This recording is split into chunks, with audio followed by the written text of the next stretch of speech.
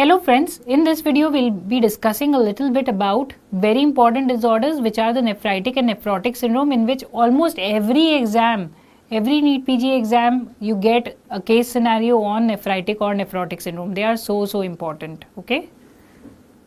So nephritic syndrome is basically usually defined as a sudden onset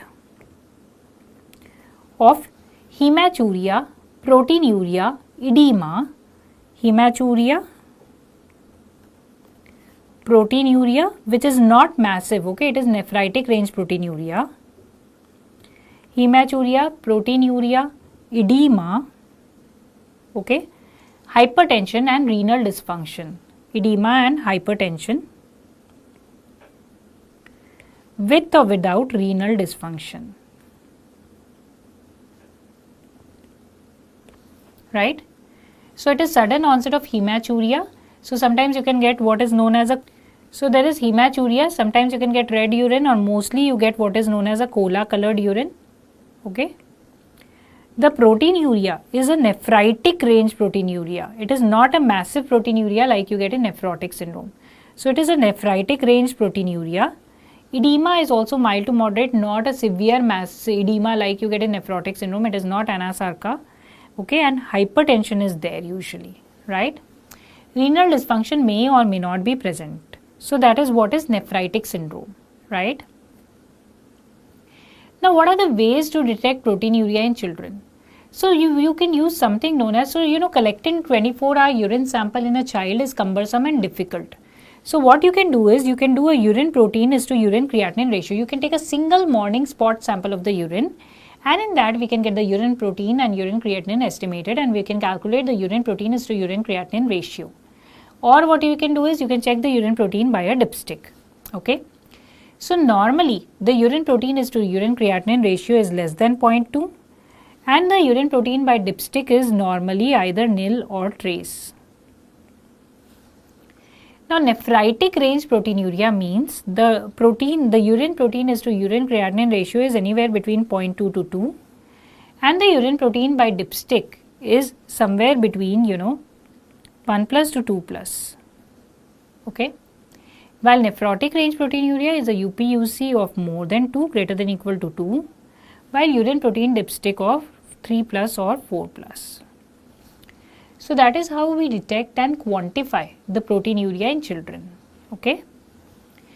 Now the most common cause of nephritic syndrome in children is PSGN, or post-streptococcal glomerulonephritis. It is also known as post-infectious glomerulonephritis, okay. So post-streptococcal glomerulonephritis,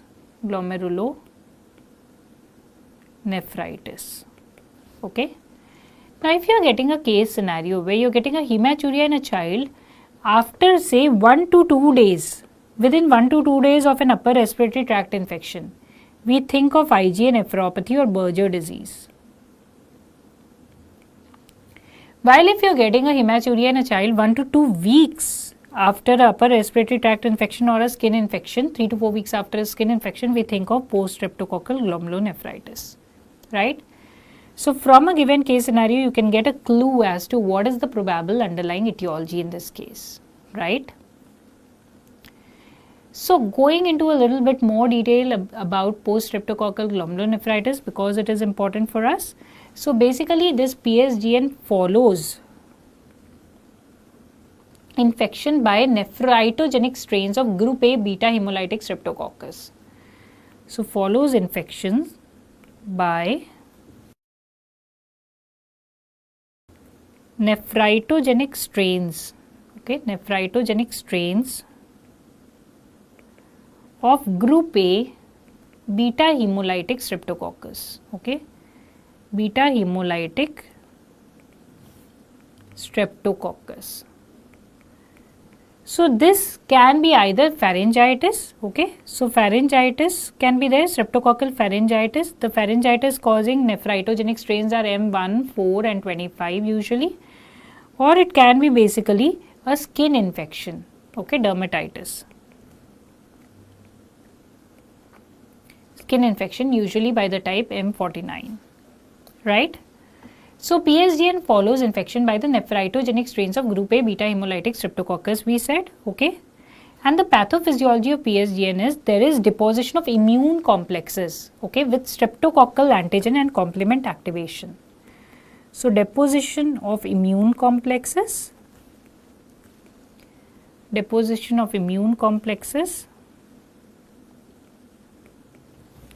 with streptococcal antigen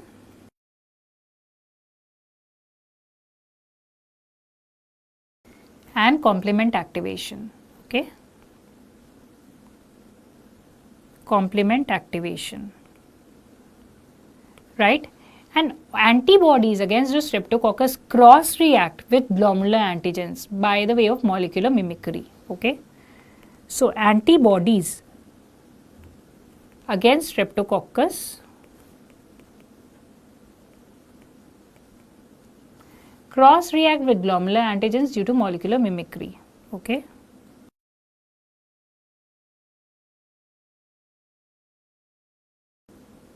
With glomerular antigens due to molecular mimicry.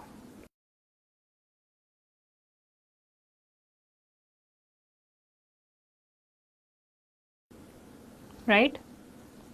So that is how the problems in PSGN and the kidney involvement occurs.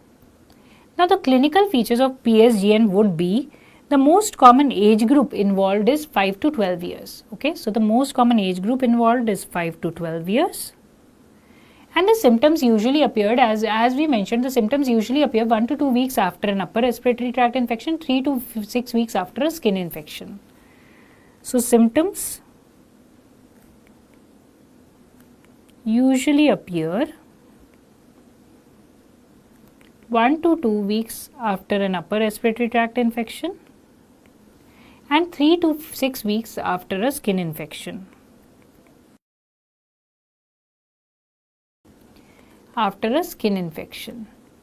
Okay, and you will have the typical nephritic picture. So nephritic syndrome like picture happens. That means there is a cola colored urine, okay, Coca-Cola colored urine, proteinuria and hypertension, and usually there is decreased urine output, okay, there can be oliguria. Urea creatinine are usually normal, okay, and the acute phase usually resolves in 6 to 8 weeks.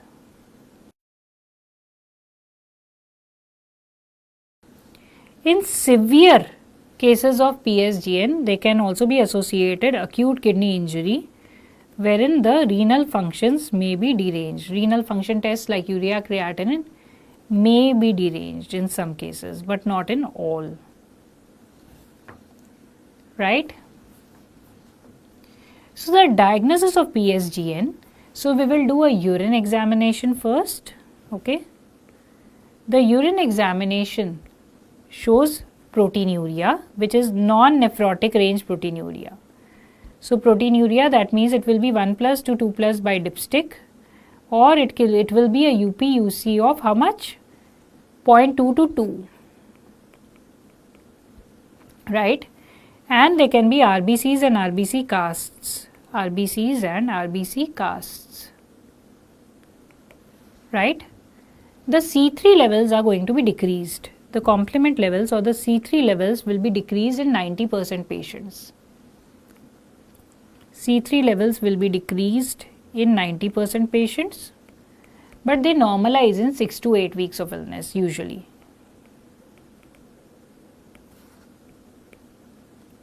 Usually normalize after 6 to 8 weeks, right? And you can get an increased ASO titer, anti-streptolysin O titer. That means you can get a evidence of previous streptococcal infection. So increased anti-streptolysin O titer following pharyngitis, or increased DNase B titer following a skin infection, right? Anti-ASO titer following a pharyngitis, or anti-DNase B titer following a pyoderma or skin infection we can get, right? Now remember, kidney biopsy is usually not required in post-streptococcal glomerulonephritis. But there are certain situations or indications of kidney biopsy in post-streptococcal glomerulonephritis. What are they? So if the disease, so kidney biopsy, as we mentioned, is not routinely required in PSGN. It is required only in certain special cases, like if the disease is so severe that the child has developed acute kidney injury and deranged renal functions. Okay, acute kidney injury is there. If a child has a nephrotic kind of a presentation with massive proteinuria, okay, so nephrotic kind of a presentation is there, or if there is normal C3 at the beginning of illness, which when we expect it to be low, so normal C3 at the beginning of illness, or clinical features or elevated C3 levels which are persisting more than 2 months after the onset. So clinical features and or elevated C3 levels persisting more than 2 months after the onset of illness. So persisting more than 2 months after the onset of illness.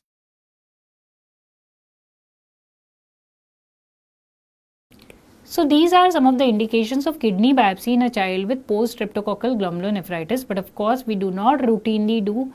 Most of the cases of post-streptococcal glomerulonephritis are going to resolve spontaneously and will not need a kidney biopsy, right? Now what are the kidney biopsy findings? If at all we land up doing kidney biopsy in post-streptococcal glomerulonephritis, what do we get? So kidney biopsy is normally not required in post-streptococcal glomerulonephritis. Very few cases will require it. And if we end up doing kidney biopsy, let us see what are the findings that we can expect. On light microscopy examination, we can see neutrophilic infiltration in the glomeruli. Okay, neutrophilic infiltration in the glomeruli and diffuse mesangial proliferation. Okay, diffuse mesangial proliferation. Electron microscopy shows subepithelial humps. Okay, electron microscopy would show subepithelial humps below the podocytes. Okay, subepithelial humps below the podocytes, right? The treatment of PSGN is mainly supportive. Okay, mainly supportive. Now, unlike acute rheumatic fever, okay, early institution of antibiotics for sore throat do not decrease the risk of glomerulonephritis. Okay, so early antibiotics do not decrease the risk of acute glomerulonephritis. Okay, so what you have to do is you have to give diuretics and restrict salt in the diet, use antihypertensives. So supportive care is the mainstay of treatment. So use of diuretics if required, and you have to give salt and water restriction. Antihypertensives like calcium channel blockers or ACE inhibitors can be used.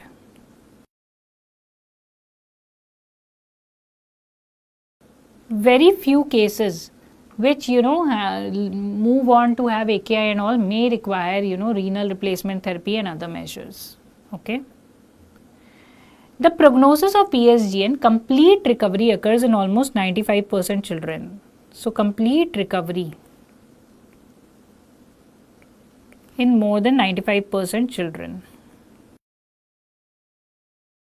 There can be chronic glomerulonephritis in 2 to 4%, chronic glomerulonephritis in 2 to 4%, while there can be rapidly progressive glomerulonephritis or RPGN in 1%.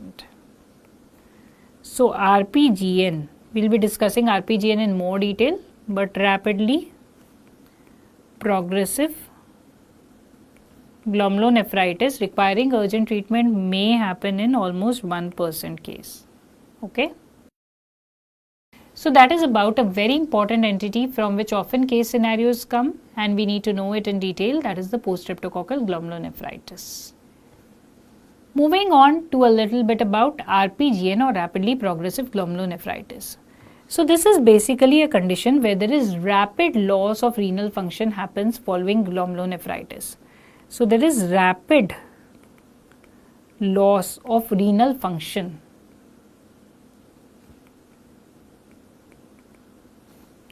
following glomerulonephritis.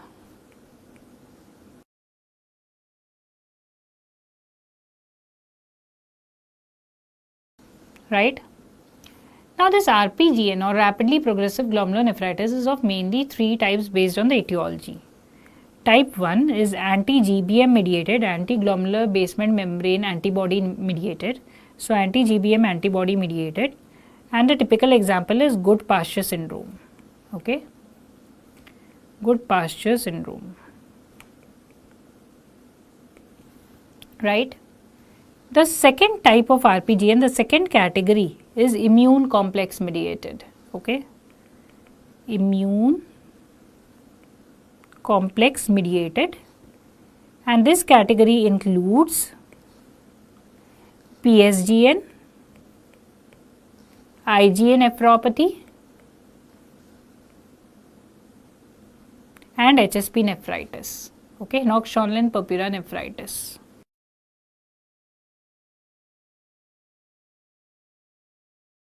Right. The third category is the POSI immune or the ANCA positive category. So POSI immune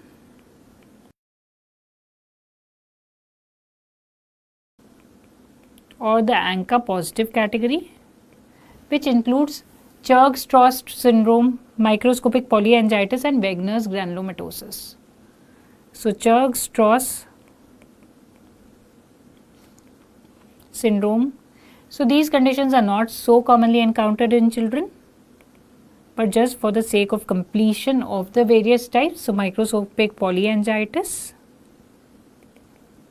and Wegener's granulomatosis.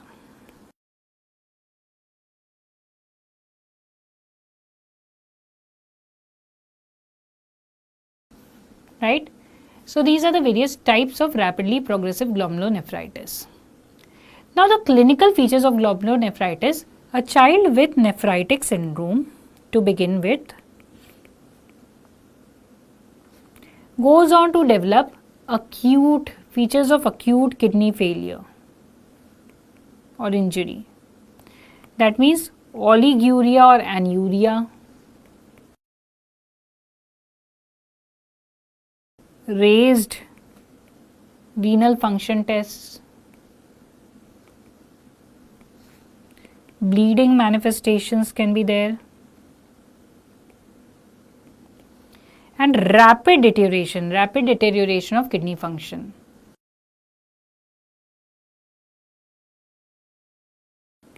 So in this situation, of course, we will think of rapidly progressive glomerulonephritis. Now the kidney biopsy findings, the hallmark on the light microscopy of kidney biopsy is epithelial crescent. So it is also called crescentic glomerulonephritis because there is formation of epithelial crescents, okay, involving greater than or equal to 50% of glomeruli. Involving greater than or equal to 50% glomeruli. Okay. And later there is development of fibrous crescents. Initially epithelial crescents and later fibrous crescents. And that is why we said it is also known as crescentic glomerulonephritis. So these crescents are basically due to the proliferation of the parietal epithelial cells of the Bowman's capsule. Okay. So these crescents you must have discussed in your pathology classes also. due to proliferation of parietal epithelial cells of the Bowman capsule.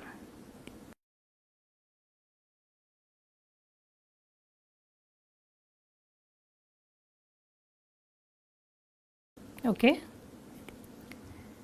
So it will look somewhat like, you have this glomerulus is there, and aside that you have these crescents like this. Okay. So crescentic glomerulonephritis. Now the treatment of RPGN, we require aggressive management for this. So high dose methylprednisolone pulses are usually given. Okay. So high dose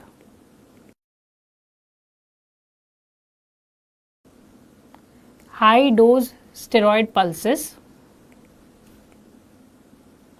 or you can use disease modifying agents or immunomodulator drugs like cyclophosphamide pulses can be used. Cyclophosphamide, and in acute cases, if availability is there, plasmapheresis or plasma exchanges are also helpful. Plasmapheresis or therapeutic plasma exchanges are also helpful. Okay. So that is about RPGN or rapidly progressive glomerulonephritis. Now a little bit about IgA nephropathy. IgA nephropathy is also called Buerger's disease or Buerger's disease. Okay. So it is BERGER, not the burger that you eat. So Buerger's disease. Okay. So it is the most common chronic glomerular disease in children, and the clinical presentation is usually in the form of gross hematuria. Gross hematuria, recurrent episodes within 1 to 2 days of an upper respiratory tract infection. Recurrent episodes within 1 to 2 days of an upper respiratory tract infection. Right? So that is the typical presentation. Now it may present as either nephritic syndrome or nephrotic syndrome also, and hypertension and loin pain can be there. So hypertension and loin pain usually presents as nephritic syndrome, but may present as nephrotic syndrome as well. May present as nephrotic syndrome.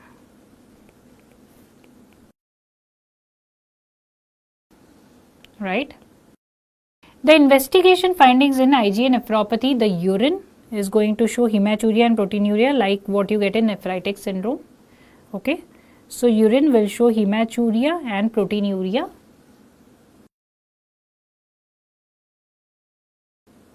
Hematuria and proteinuria. The blood C3 levels are usually normal. C3 levels in serum are usually normal. Kidney biopsy shows mesangial proliferation and IgA deposition. So kidney biopsy would show mesangial proliferation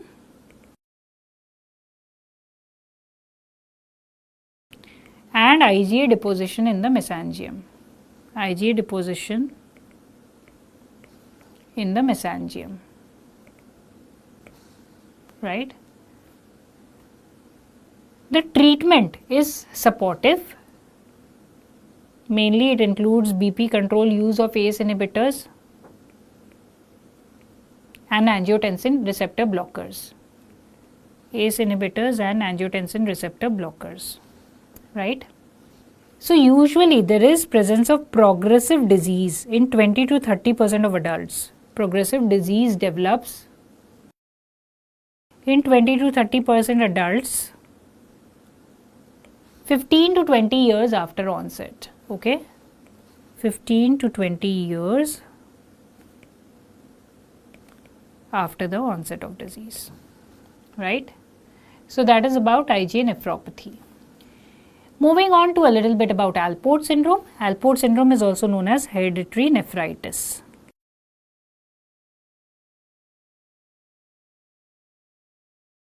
And this Alport syndrome has got multiple modes of inheritance. Okay. So 85% patients have X-linked inheritance due to the mutation in the COL4A5 gene, the collagen gene, right? While 15% patients have autosomal inheritance due to mutations in the COL4A3 and COL4A4 gene. So these are all the collagen genes which are involved in this disease. Okay. So there is basically a mutation in the gene encoding type 1 collagen, which is an important component of the glomerular basement membrane. Okay. So mutation in the gene encoding type 4 collagen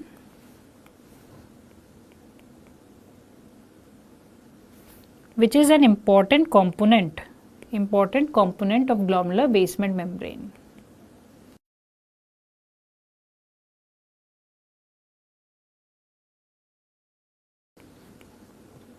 Right. Moving on to the clinical features of Alport syndrome. So there can be the involvement of kidneys in the form of proteinuria and hematuria. So there can be proteinuria and hematuria. Okay. There can be the involvement of eyes in the form of anterior lenticonus. So eye involvement in the form of anterior lenticonus, which is pathognomonic of this disorder. Okay, anterior lenticonus, which is pathognomonic of this disorder, quite specific for this disorder. And there can be corneal erosions and macular flakes. Corneal erosions and macular flakes. In the ears, there can be bilateral sensory neural hearing loss. Ears, and this hearing loss is not congenital. Okay, so ears, there can be bilateral sensory neural hearing loss. It is not congenital and it is seen in almost 90% of males with X-linked disorder. In 90% males with X-linked disease, and it is not congenital, right? The diagnosis of Alport syndrome is on the basis of the clinical features and the family history. Okay, family history, you may find an abnormal because the inheritance patterns we've already seen. So you can find a typical family history. So we should also do a screening urine analysis of the first degree relatives even if they are asymptomatic. So ideally a screening urine analysis of the first degree relatives is also warranted, of first degree relatives. Okay. What else? Because there are some eye abnormalities and ear abnormalities, you will do a ophtha examination and a hearing evaluation. Okay. Now the kidney biopsy will show certain features. Okay. So apart from this evaluation, you can of course do the genetic evaluation and demonstrate the mutation in the collagen genes that we have already discussed, right? So continue. The kidney biopsy in Alport syndrome on light microscopy, it can show progressive glomerular sclerosis. So that is why it is a progressive disorder. So there can be progressive glomerular sclerosis,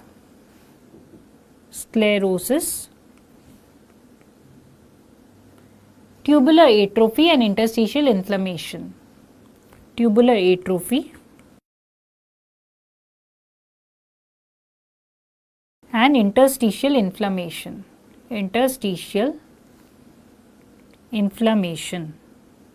Right? While electron microscopy, you can get the typical basket weave appearance. Okay. So this also comes as MCQs. So electron microscopy in Alport disease can show a typical basket weave appearance. Okay. basket weave appearance due to splitting of the glomerular basement membrane. Okay, due to splitting of glomerular basement membrane. In fact, in this condition, if you do the skin biopsy, that can also show some typical changes. Okay, so even the skin biopsy in the hemizygous X-linked males who are affected, it can show absent staining for type 4 collagen in the epidermal basement membrane. That can also give you a surrogate marker for this disease. Okay, the skin biopsy obviously is much less invasive than the renal biopsy. So the treatment of Alport syndrome again is supportive management of hypertension by ACE inhibitors or angiotensin receptor blockers. Okay, the prognosis, risk of end stage renal disease is high among the male hemizygotes. So risk of end stage renal disease is high among the male hemizygotes, in male hemizygotes. Okay, so this risk is so high that in 75% males with Alport syndrome, we see end stage renal disease by less than 30 years age. So this is a very, very important disease that we need to keep in mind. We now move on to a very important topic in children, that is nephrotic syndrome. So nephrotic syndrome is basically defined as nephrotic range proteinuria or massive proteinuria. So nephrotic range or massive proteinuria such that the UPUC, remember we mentioned the urine protein is to urine creatinine ratio, that is greater than or equal to 2. Okay, so massive proteinuria, and as a result of that massive proteinuria there is generalized edema, hypoalbuminemia. Okay, so hypoalbuminemia, and there is also associated hyperlipidemia, though it is not essential for the definition anymore, but it is usually associated. So if all these things are present, then we diagnose the child as having nephrotic syndrome. We call it congenital nephrotic syndrome if it manifests at birth or within first 3 months of life. Okay, manifests at birth or within first 3 months of life. Right? Now the etiology of nephrotic syndrome, there are some genes which are known to be responsible, like the NPHS1 gene, which codes for the nephrin protein and which contributes to the congenital nephrotic syndrome, especially of the Finnish variety. Okay, congenital nephrotic syndrome, the Finnish variety. Right? The NPHS2, so NPHS1, the first alphabet is N, so it is nephrin. NPHS2, 2 means the second alphabet. The second alphabet of NPHS2 is P, so it codes for podocin, you can remember. And this is responsible for focal segmental glomulosclerosis, which usually manifests as steroid-resistant nephrotic syndrome. Okay. Apart from that, there is also NPHS3 gene, which codes for the PLC1 protein, PLCE1 protein, and this also manifests as steroid-resistant nephrotic syndrome. And there is a WT1 gene, which gives rise to diffuse mesangial sclerosis. Okay, diffuse mesangial sclerosis. Right? Now there are some syndromes associated with congenital nephrotic syndrome, and congenital nephrotic syndrome in general has a very poor prognosis or outcome. So the syndromes associated are the Dennis-Drash syndrome, where the WT1 gene is mutated. Frazier syndrome, again where the WT1 gene is involved. WT1 gene. There is a Pearson syndrome. Okay, so this is different from the Pearson-Marrow syndrome that is there, where there is exocrine pancreatic deficiency. The spelling is different. This is PIERSON. So this is the Pearson syndrome, where the gene involved is the LAMP2 gene, right? Then you have a Neil Patella syndrome. So at least the names you should be familiar with, that congenital nephrotic syndrome is associated with these syndromes, okay? So then there is a Neil Patella syndrome, okay? So the Neil Patella syndrome is associated with the LMX1B gene, the Neil Patella syndrome. At least the names you should be familiar with is associated with the LMX1B gene. And there is a Galloway-Mowat syndrome, okay? Galloway-Mowat syndrome, the exact genetic cause is not delineated yet. So these are some of the syndromes associated with congenital nephrotic syndrome that we must be aware of, right?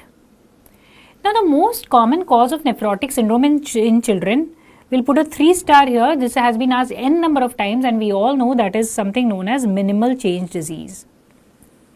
Now why this is called minimal change disease? Because so normally we don't do kidney biopsy in children with nephrotic syndrome, especially if they are responding well to treatment.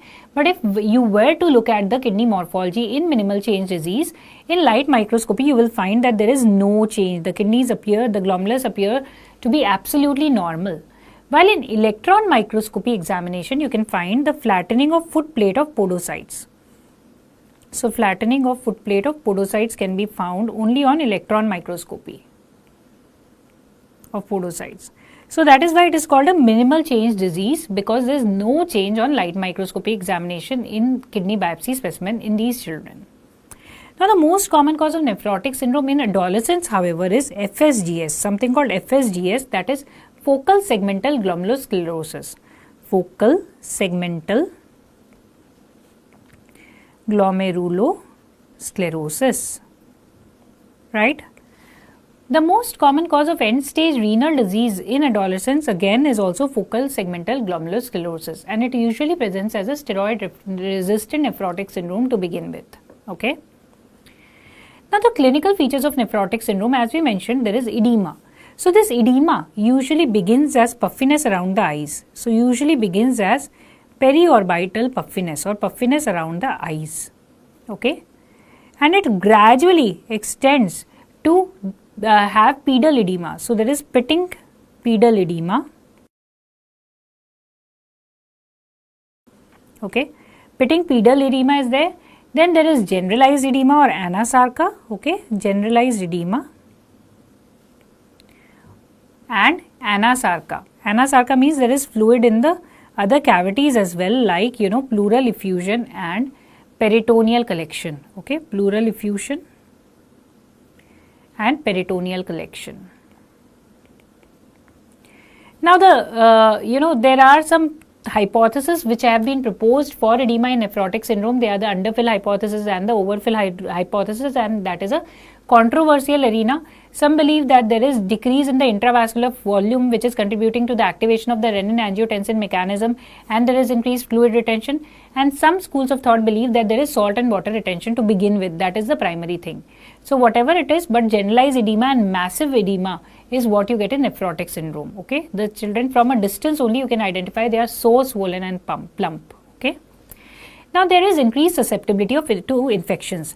This is basically due to the loss of complement factors and immunoglobulins in the urine. There is massive proteinuria, we said. So there is loss of immunoglobulins and complement factors in the urine which give rise to it. Complement factors in urine, okay? And the infection is mainly due to encapsulated bacteria, okay? So mainly due to encapsulated bacteria like Streptococcus pneumoniae. Encapsulated bacteria like Streptococcus pneumoniae.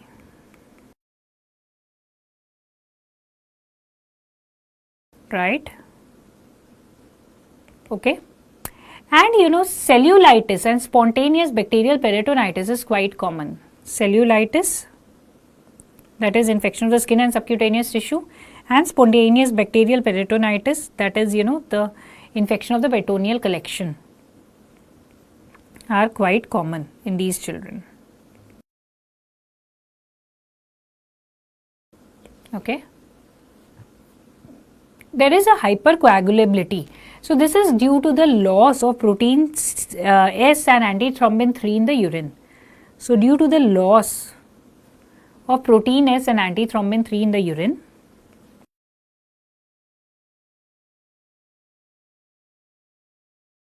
okay, and there is also hemoconcentration and stasis. Hemoconcentration because a lot of fluid goes to the extravascular volume, and there is stasis, okay, because of the hemoconcentration, sluggish blood flow is there, right. So this contributes to a hypercoagulable state, and there is increased risk of thrombi formation, deep vein thrombosis also, and thrombosis of multiple organs, strokes, okay. So increased risk of thrombosis is there in these children,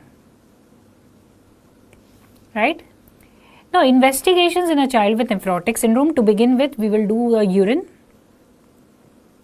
So urine will show a massive proteinuria. The UPUC will be greater than equal to 2, or urine protein by dipstick 3 plus or more by dipstick, okay. And you can get hyaline casts can be there, okay. And you can also get hyaline casts in the urine. If you do a serum albumin level, it is usually less than 2.5 milligram per dl. Increased levels of lipids, triglycerides and cholesterol are there. Increased serum, triglycerides and cholesterol, and sometimes in your history frothy urine is also mentioned. So there is frothy urine, and the stool can have oval fat bodies because of the excess lipid, okay, in the body. So that can also be there. So urine examination, serum albumin we saw the lipid profile, and the urea creatinine levels are usually normal. Urea and creatinine usually normal, and usually there is no hematuria, okay. In children more than 10 years of age, if they present with nephrotic syndrome for the first time at age more than 10 years, we would like to do certain other investigations because non-minimal change disease is common in that age group, okay. So in children presenting with first episode nephrotic syndrome,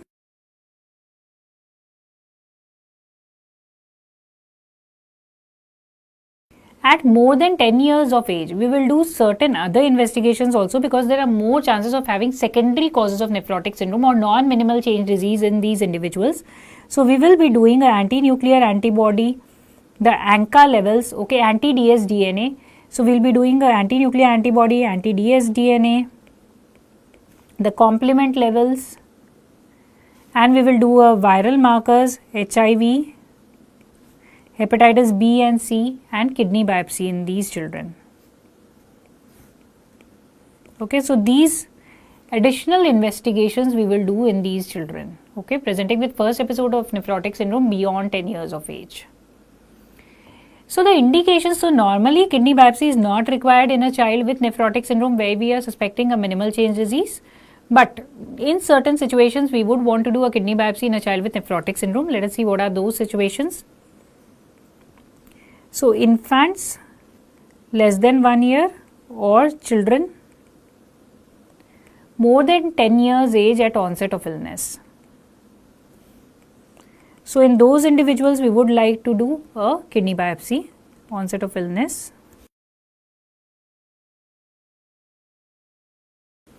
If there is a family history of nephritic or nephrotic syndrome, so a significant family history if it is there, then we would like to do that. Presence of extrarenal findings like rash, okay, anemia. So presence of arthritis, which would again point to an underlying connective tissue disorder like SLE. So presence of extrarenal findings like rash, arthritis, anemia will prompt us to go ahead for a kidney biopsy to see if there are any other problems. If there is acute or chronic renal insufficiency, acute or chronic renal insufficiency, gross hematuria and severe hypertension, okay, gross hematuria, severe hypertension. So these are some of the situations where we would like to do kidney biopsy in a child with nephrotic syndrome, okay. Now the treatment of nephrotic syndrome in children, the drug of choice, very important, is prednisolone. and the dose is also very important. It is 2 mg per kg per day or 60 mg per meter square per day. It comes to the same dose daily for 6 weeks, followed by 1.5 mg per kg or 40 mg per meter square every alternate day for next 6 weeks. So total we would want to give it for the first episode of nephrotic syndrome, we will total give it 6 weeks plus 6 weeks, that is 12 weeks. So 12 weeks of prednisolone or 3 months of prednisolone is what is recommended for the treatment of first episode of nephrotic syndrome. And when do you say that the child has gone in remission? When do you say that the child has gone in remission? We say that the child has gone in remission if the UP is to UC, urine protein creatinine is less than 0.2, or the urine protein by dipstick is less than 1 plus. That means either it is nil or trace for 3 consecutive days. Then we say that the child is in remission. Okay. So for 3 consecutive days, if you are getting this in a child with nephrotic syndrome, then we say that the child is in remission. Okay. Now, what do you mean by relapse? So, relapse is again in a child with nephrotic syndrome who had responded to treatment and went into remission. In that child, again, if there is recurrence of nephrotic range proteinuria,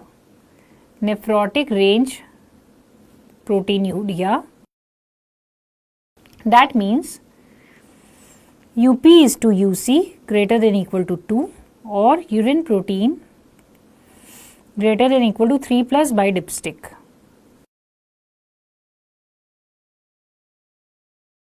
So, recurrence of nephrotic range proteinuria in a child with nephrotic syndrome who had previously gone into remission.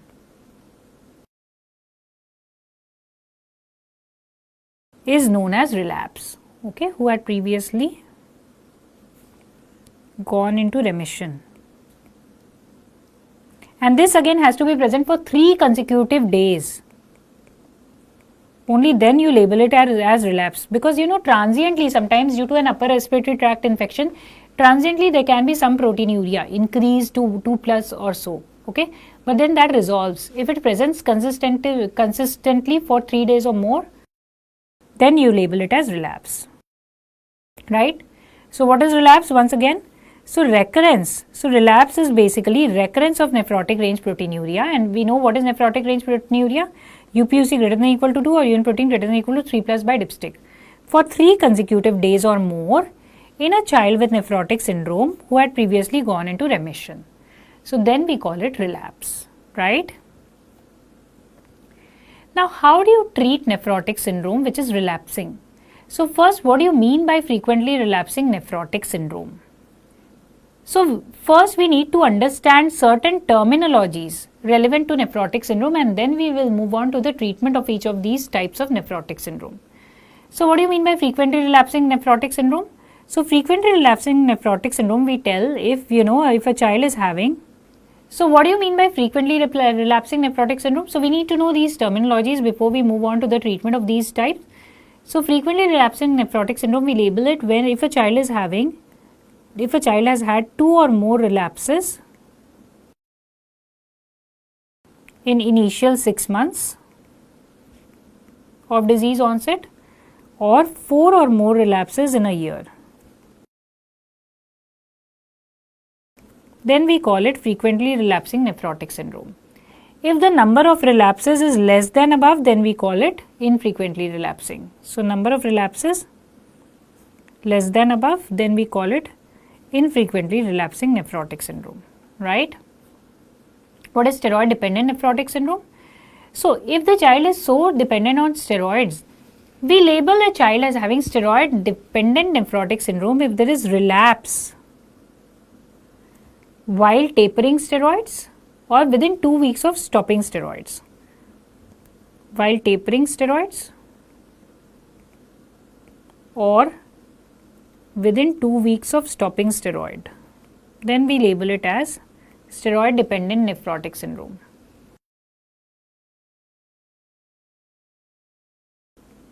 right?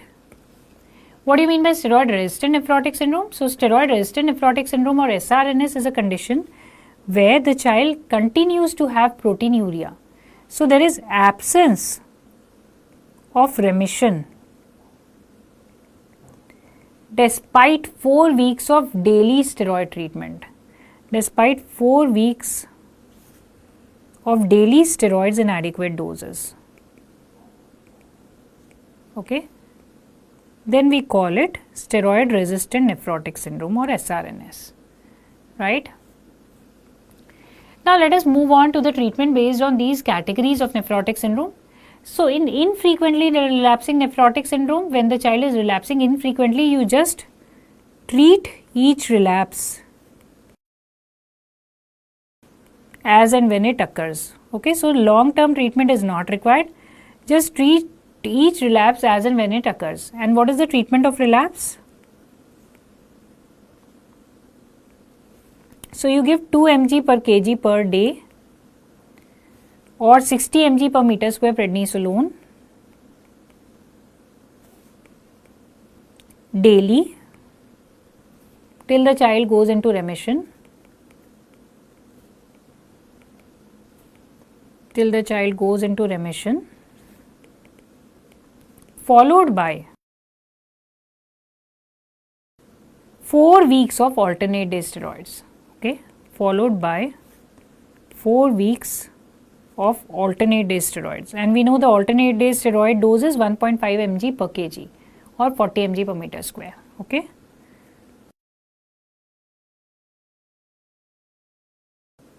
Okay, so that is the treatment of each relapse, right?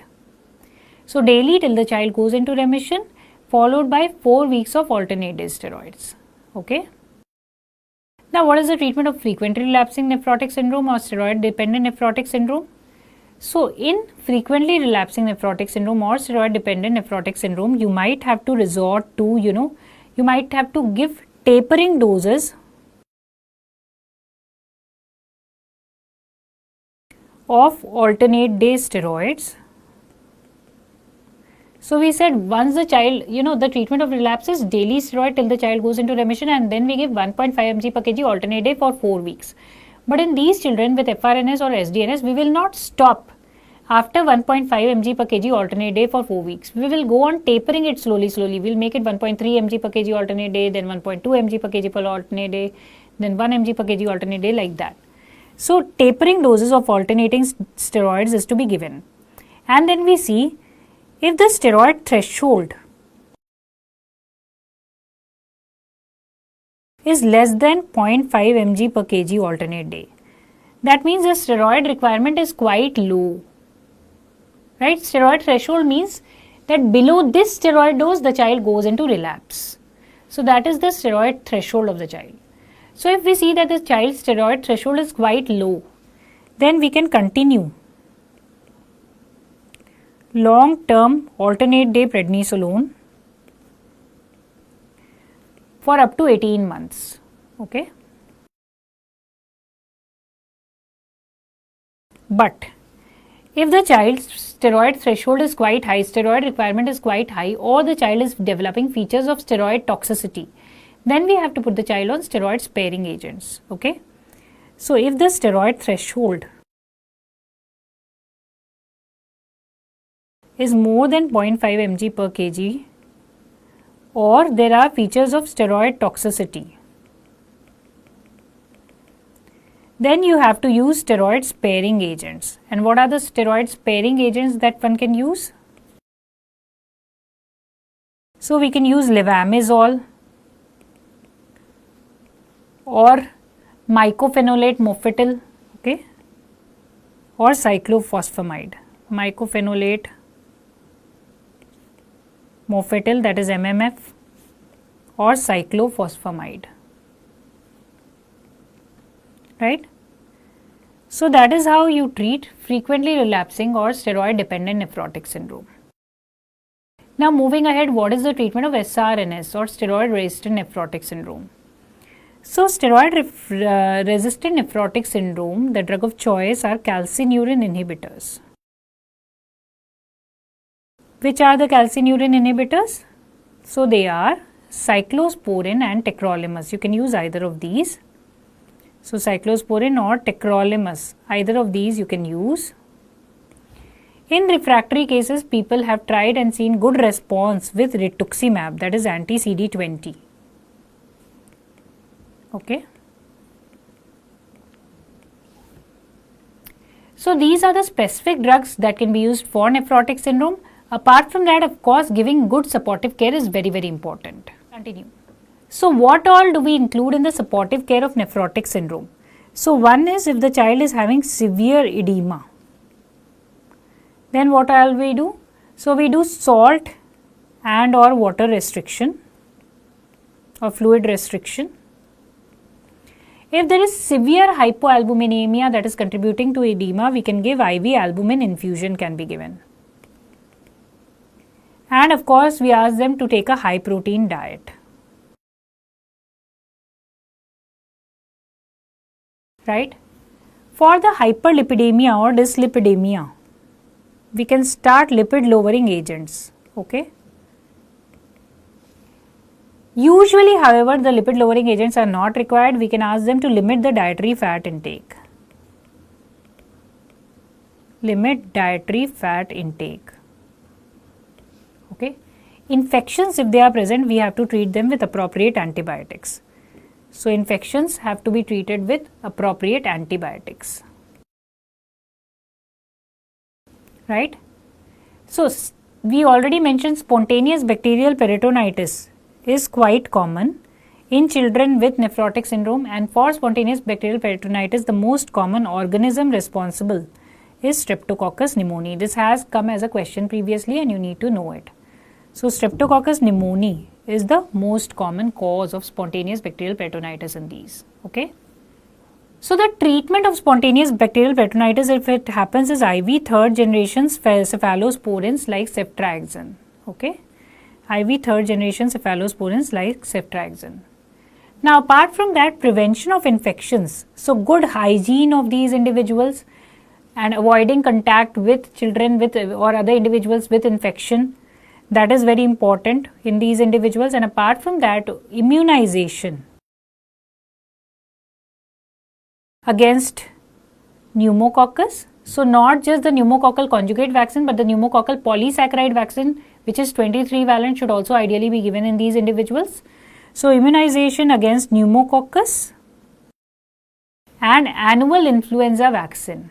Okay, annual influenza vaccine. These are also recommended in these individuals.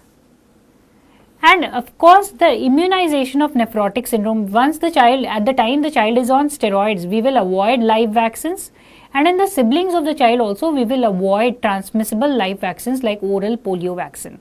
However, killed vaccines may be normally given. So we have discussed it in detail in the immunization chapter as well. Okay. So friends, these are some very important things that we need to know about these two very important topics, nephritic syndrome and nephrotic syndrome in children, from which almost every competitive exam that you give, you might get at least one question from these areas. So very important for you to be thorough with these, right?